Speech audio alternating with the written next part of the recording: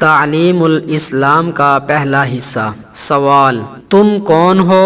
یعنی مذہب کے لحاظ سے تمہارا کیا نام ہے؟ جواب: مسلمان۔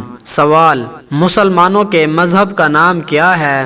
یا تمہارے مذہب کا کیا نام ہے؟ جواب: اسلام۔ سوال: اسلام کیا سکھاتا ہے یا اسلام کس مذہب کو کہتے ہیں؟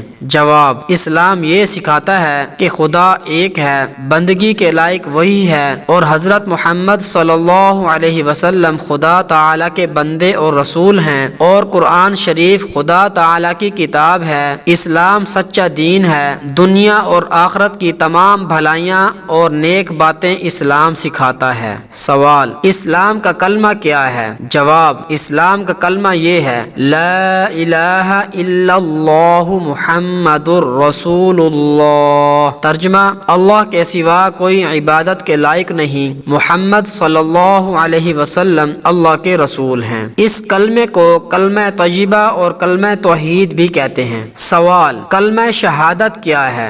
جواب: کلمہ شہادت یہ ہے: اشہد ان لا الہ الا اللہ وحدہ لا شریک لہ واشہد ان محمدا عبدہ ورسولہ۔